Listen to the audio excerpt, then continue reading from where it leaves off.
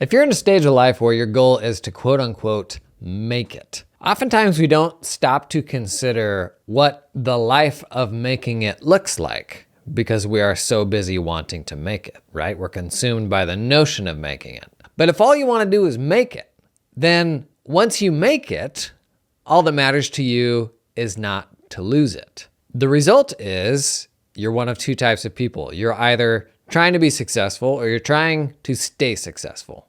And I'll be honest, that's just not that interesting to me. I love having a challenge and trying to strive to do a thing, but oftentimes you get to that thing and you're like, it's hard to find joy there. You're actually paralyzed with fear at the notion of you potentially losing that thing that was so important, right? So how do we get off that hamster wheel? I want to share some thoughts of mine, stuff that I've struggled with, thought through, and how to keep things interesting in a way that is more like the infinite game, right? Something that you can do for your entire career that will keep you growing as a person. So come on in, let's talk about it.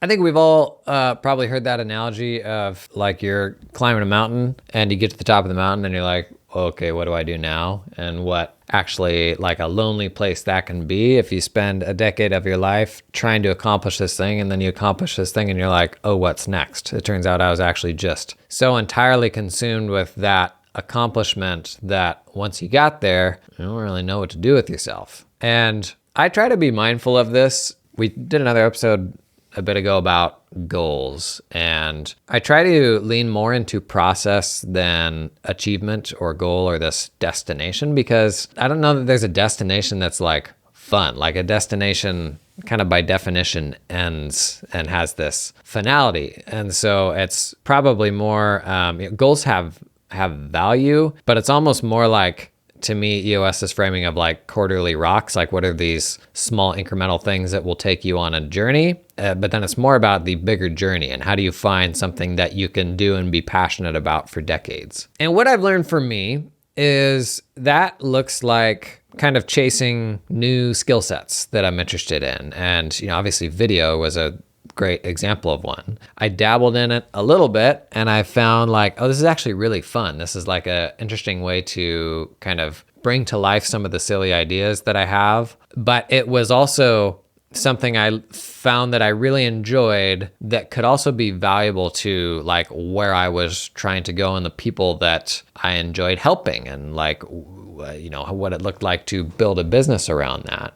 And for most of us coming into accounting, there's this element of you put in a decade, or you put in 15 years, or you put in 20 years, and you develop this core skill, this expertise. And for the first, decade at least, the focus is just on building that expertise and becoming a domain expert, because that's hard. And so when you're in college and you're learning and all of that, that is success. That is the destination, to be able to confidently do that thing. But once you hit that, when you're 30, 35, 40, what do you do after that? Like, to me, that's almost where you get into the like doldrums of adulthood, at least when it comes to professional things. Like, and I'm just going to talk about the professional lens, not the interesting things you do on the personal side, which you should absolutely have.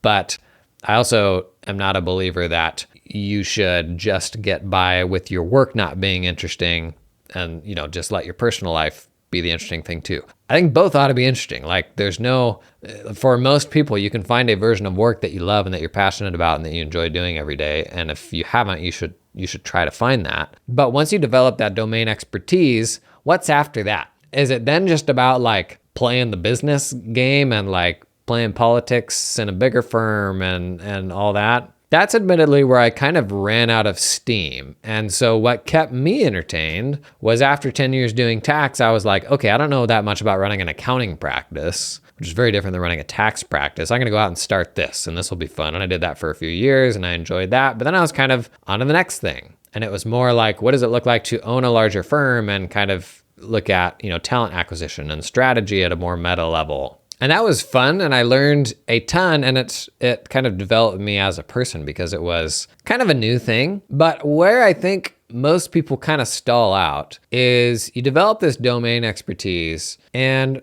you're going to have like the big brain domain experts where they are just the mega technical people who will do the research and all of that. And there's still a place for them. But for most of us, I absolutely think there are diminishing returns beyond a certain threshold if all you ever do, if the only thing you ever invest in yourself is technical education, right? Think about most accountants. This is particularly true of tax accountants that I've worked with in the US. The only way that you really invest in yourself is continuing education up to the minimum requirement as dictated by your credential, right? So that old chestnut comes up every year, every couple years when you got to do the renewal. You go out and you do some continuing ed. And oftentimes most of that continuing ed falls into one of two buckets. It falls into the cheat off your peers, get 40 hours done in the last 24 hours before the renewal sort of bucket, right? Where it's like,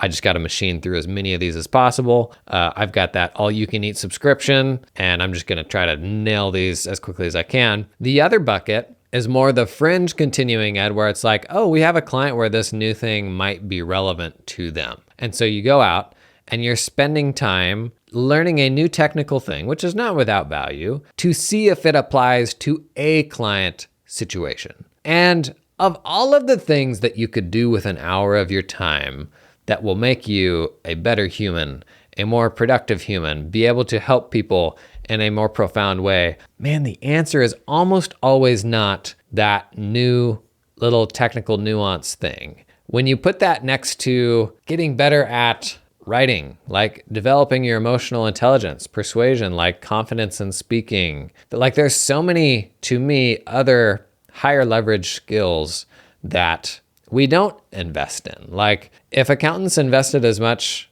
continuing ed in written communication and business strategy and stuff like that they did in technical stuff, I think it would make us much better leaders and much better entrepreneurs. But this became doubly so, maybe 10 times so, when the internet came around. Because all of a sudden, certain skill sets became like infinitely high leverage. So for the first time, arguably, the internet enabled distribution on like an infinite scale. So I don't know, something like 5,000 people have watched a video of mine in the last 24 hours. And I didn't have to do a thing to get that video in front of, one more person or for them to watch that. And there's certain skills like that now that are wildly valuable. And so when you reach that level of technical expertise, where there's a kind of a threshold there where you can confidently handle 99% of things, I think the path to continuing to develop as a person is probably not towards like going after more and more technical. It's developing the adjacent complementary things that will better amplify the skill set that you already have. And as accountants, we're bad marketers. Like self-promotion is hard, and we're also still bound by the firm model that was defined pre-internet. And so it's very hard to go out and do things that you don't see everybody else doing. And what everybody else is doing right now is the same thing that everybody did for the past 50 years with professional services. Like the way people run firms remains unimpacted by the internet. Maybe they're trying to get Google reviews, but like that's it. And Google reviews are doing nothing to help you like build a niche and find specificity and all that. And if you think about most of the people that you look up to in life, they are prolific not due to their technical expertise. They're prolific due to this adjacent skill that they have. This episode is sponsored in part by the fine folks at Cloud Accountant Staffing. Do you hire accountants?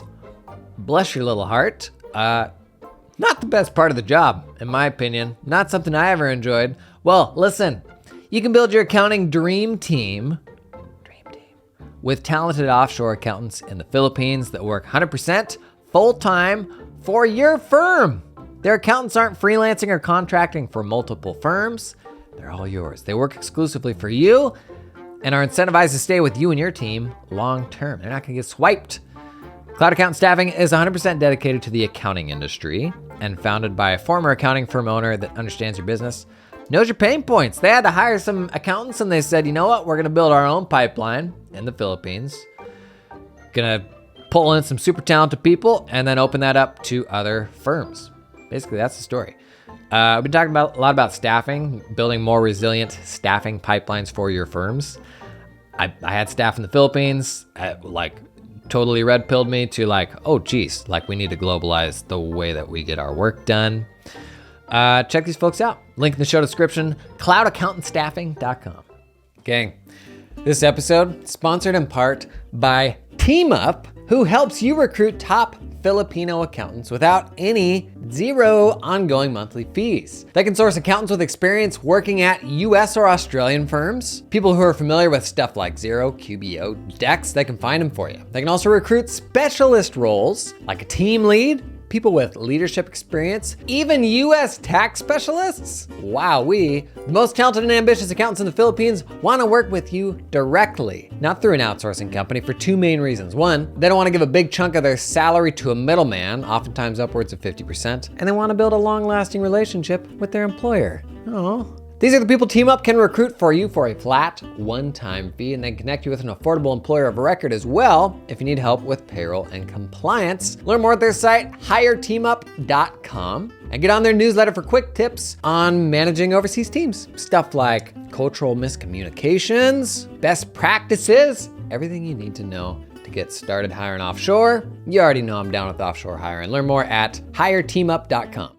So, the only reason people tune into this show or tune into my YouTube channel is because we found a way to create engaging video content around this stuff. I'm far from the biggest brain, small accounting firm advisor type of guy. But the reason that people tune in is because we can make that hopefully fun and engaging, an entertaining way to learn. If you think about, if you're in the tax space, you're Tony Nitties of the world. Obviously, that guy's really good technically, but the reason that everybody loves him is his writing and his ability to be a killer public speaker. You look at people like, who else? Nio Carter-Gray, who's at all the conferences. She does a lot of talks. She is a phenomenal public speaker, and she goes and she talks about firm running. But the reason that you look up to her as a firm runner is because she's an unbelievable public speaker, which is a reflection of her just super enthusiastic, energetic personality. And so you'll find when you think about this, even people who are held up as the biggest brain tech experts, technical experts, even your Ed Zollers of the world who have just unbelievable technical knowledge, the reason that you even know they exist is because they're good at talking about it and writing about it. So what is the adjacent skill that will take you on a better path than the path you're on today? And how can you start investing in that in a way that will boost wherever you're trying to go? I love this notion of skill stacking. The idea that you can kind of build this complementary set of skills that work together really well, that boost that core technical ability that you started with. And so if I was giving advice to my kids, it would be, I still think you need to start with the thing that separates you from the charlatan that's just putting out get rich quick stuff is you have that core technical ability. You really need to be really, really good at that and get to that point. But that doesn't need to be an entire career sort of thing. So I would tell my kids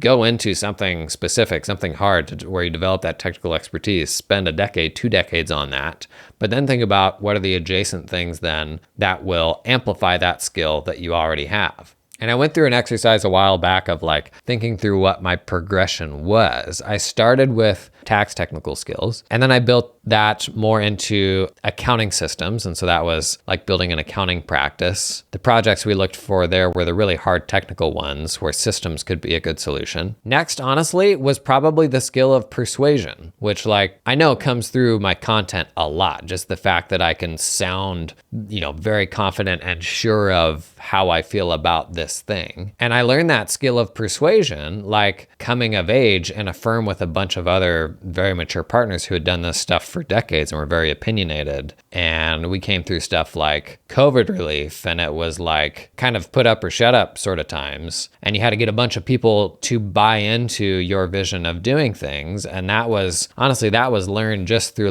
doing it in a corporate environment. But that skill of persuasion obviously is still super, super valuable and comes through in everything else that I do, right?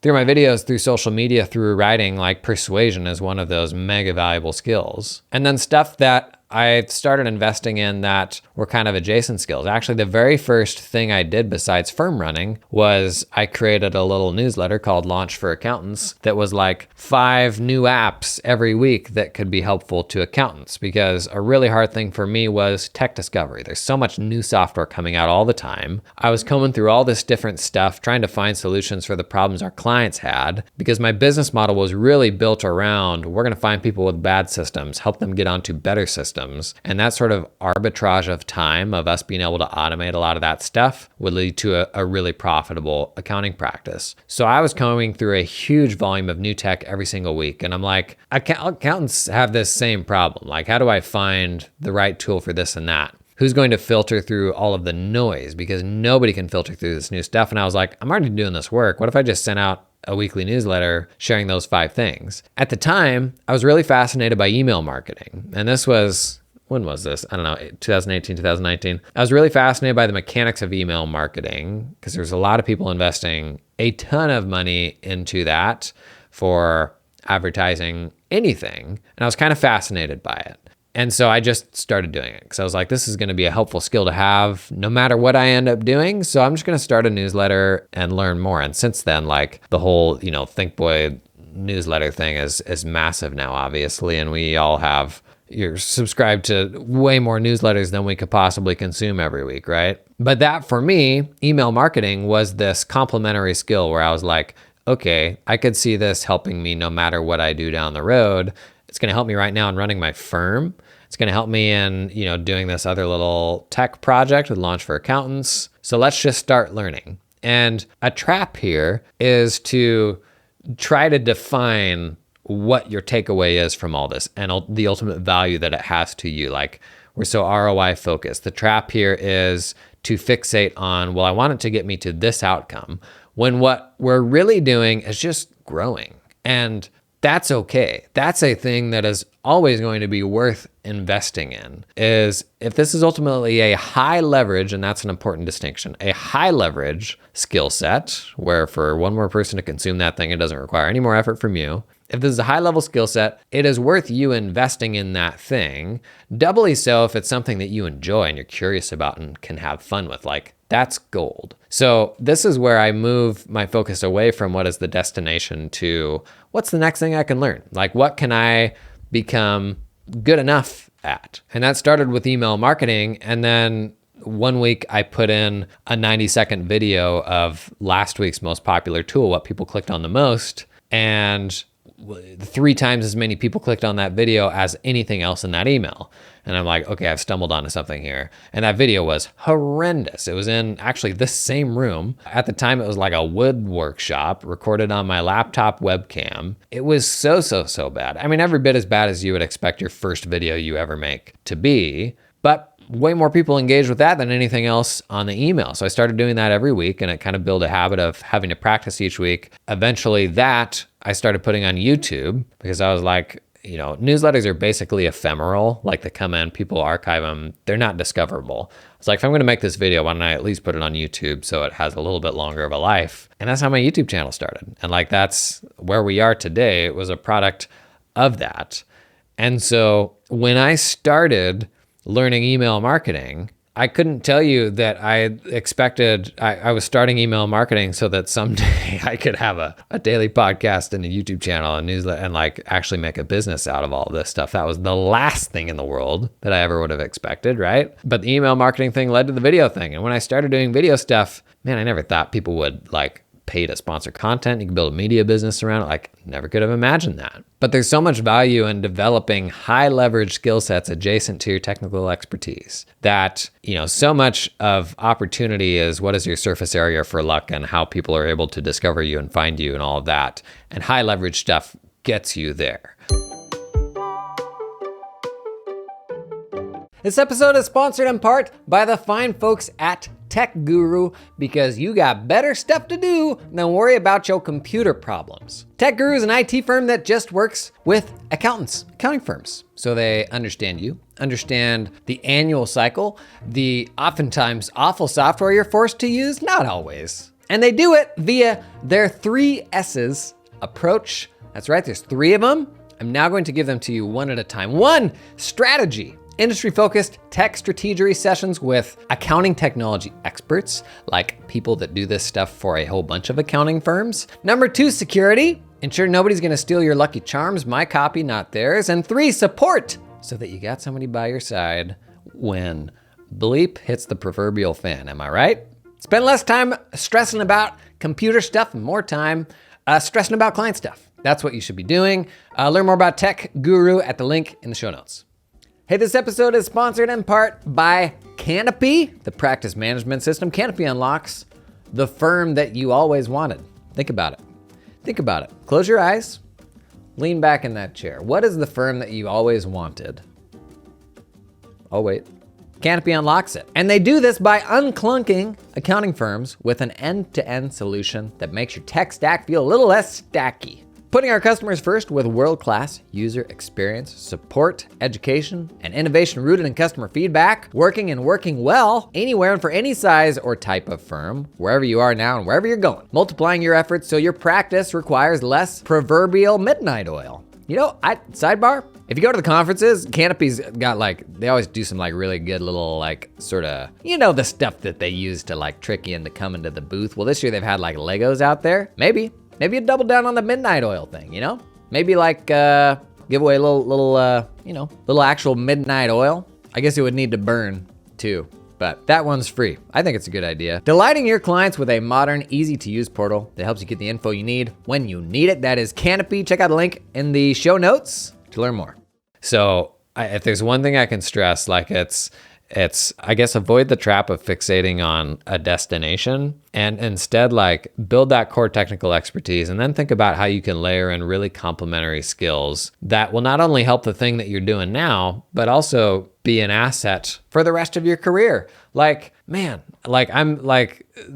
most exciting thing to me about video production and the podcast and all that is there's never going to be a day where this isn't a really valuable skill set for me, right? I've been super fortunate that I could make it actually a business out of it so that I can keep investing in this skill while it makes money. And so I can devote, more time and effort to it than I otherwise could if I was just running the firm. But all of these skills are going to be super relevant skills long-term, and they're mega high leverage, right? And most accountants, I don't think, are actively investing in a high leverage skill. I just don't see most of us doing that right now. Maybe you're still laying the groundwork of developing what that technical expertise will be. I will say, I think it is normal for accountants to set the bar too high for exactly how high that technical expertise needs to be. But once you're beyond that threshold where there's, to a degree, diminishing returns of continuing to go deeper, and again, especially in the context of a team, you do not have to be the number one technical expert on your team. That's also a thing that you can hire for. But I don't think a lot of us are investing in that right now.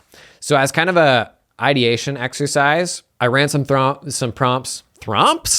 I ran some prompts through ChatGPT. So I did the same prompt again of give me 10 micro niches that I could support in my tax or accounting firm. And so what I want to do is cruise through some niches, but then pair those with what are some really high leverage skills I could start developing that would actually support the business that I'm trying to build here with my accounting firm, while also developing me as a person. This is a skill that will always benefit me. Because that's the Venn diagram that we're looking for here, is what's the high leverage skill that will boost what I do today while also developing me. That's what I want to find. So 10 micro niches generated from GPT-4 here. I actually built on this prompt a little bit. I said, I used the same specific micro niche prompt as before, but I said then make that niche even more specific by identifying the target business size and a key pain point for the business owner that's specific to that micro niche. So that's all part of the prompt that I gave to ChatGPT. So first one I returned here, artisanal coffee shops, small businesses with a single location and less than 10 employees.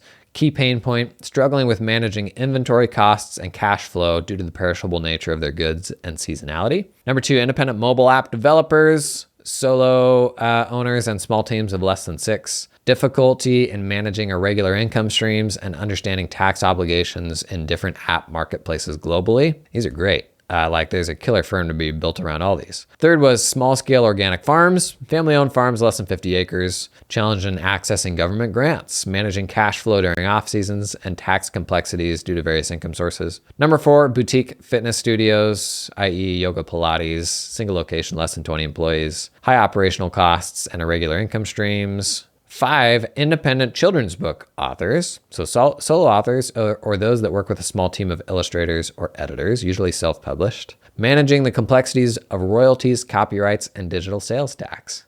Gosh, these are good. 6, vintage car restoration businesses, small shops with less than 15 employees, handling the financial intricacies of sourcing rare, expensive parts and managing project-based cash flow. 7, small wineries or breweries, under 20,000 barrels per year, understanding tax regs and seasonality. 8, freelance digital marketers specializing in SEO. Small teams, less than 10, irregular income, managing client retainers and the financials. Number 9, specialty pet stores, i.e. exotic pets. Single store location with less than 15 employees. Managing inventory costs of specialized, often expensive products. Number 10, home-based artisanal soap makers. Oh, usually one-person operations. Navigating taxation for online sales and seasonal fluctuations. Okay, let's grab one. Let's grab number 9, specialty tax stores. As an homage to one of our most engaged listeners, Romeo, who's super into reptile stuff, this one's for you. So we got our micro niche around specialty pet stores. Now we're gonna pair this with a high leverage skill. So I got another prompt here. Okay, for number 9, give me 5 high leverage skills I can develop that will grow my personal skill set while also attracting entrepreneurs with these specific problems. When I say high level skill sets, I mean things that are infinitely scalable, like learning to produce videos, learning email marketing, writing, learning how to hook people on social media. Okay, so 5 ideas for how to hook the owners of specialty pet stores. 1, content creation and storytelling. Master the art of storytelling, focusing on creating engaging, informative, and visually appealing content. Develop stuff around the narrative stories of exotic pets, their care routines, and the unique offerings of specialty pet stores. So I guess storytelling wrapped around running specialty pet stores. Like, what are the pains those people go through, and how can you tell that stuff in an engaging way that people will listen to? I love that. You know, we talk a lot about education, but actually storytelling can be, maybe easier isn't the right word, but just as powerful, if not better. Because when we educate, we feel like we have to come from a place of expertise and being the best. When in reality, oftentimes all we need to do is tell people stories, and that can be really, really valuable. Number 2, social media marketing. Create an online presence for exotic pet entrepreneurs, boosting visibility. And that's kind of meh. Number 3, this one's interesting to me. E-commerce optimization. Gain expertise in e-com platforms, online sales strategies, and digital customer experience optimization. Now, this may feel super specialized, but the reality is, like, we're on a path to everybody selling online. Like, there used to be e-commerce, and that was a specialization. Reality is, like, ultimately everyone's going to be selling things online. That just kind of becomes the norm. So if you're the accountant that knows e-com, like maybe you think about an accountant who has a firm who in the past ran an e-com business, or maybe still runs an e-com business. That is a unicorn, right?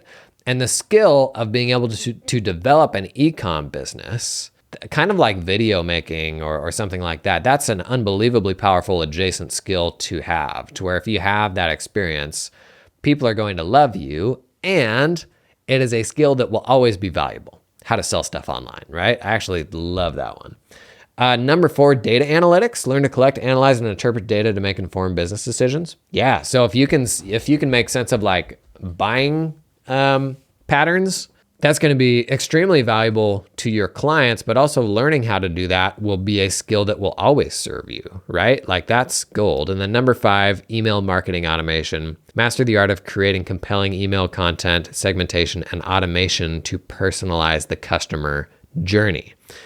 Drip campaigns, super, super powerful. The notion that you can design a journey of different emails with all this branching logic according to, are they opening it or not? Are they clicking on this link or that link? And that's a great indicator of what they're actually interested in. That should inform what email they get next. That stuff's really fascinating to me. That's actually why I started my email newsletter, was I wanted to learn more about drip campaigns. But if you know how to nail that to keep the engagement of someone, man, that's a skill that's going to be valuable forever, right? So these are actually pretty good. The social media marketing ones, maybe a little too generic. I would get more specific there, like learning how to make a killer hook, something specific like that, that is really kind of what social media is all about, or compelling blog posts or something more specific. But I would encourage you, if you're on this super sweaty journey trying to get to a specific thing, that oftentimes we don't think enough about, if we're hyper fixated on that thing, on the other side of achieving that thing, oftentimes we just become hyper protective and hyper scared of ever losing that thing. And instead, I like to find a journey that I'm excited about, where there's a new thing that I'm trying to learn that's complementary to the stuff that I already do, that will amplify that skill set that I already have. And making time, and maybe this is the hardest part, making time to invest in that super high leverage thing that will not only support the business that you already have, but be a skill that you will take to the grave that will always be valuable, right? I don't know, I don't see a ton of us doing this. And so I would super encourage you to find that high leverage thing that is like a force multiplier for the skill set you have, right? If that's something you're working on, or if one of these things jumped out and is like, that's interesting to me, I would actually enjoy learning more about that sort of thing, pop it in the comments, why that's interesting to you and how it may pair well with the business that you're building. That's all I got today. Hopefully there's a nugget in there that was for you, and I'll see you in the next one.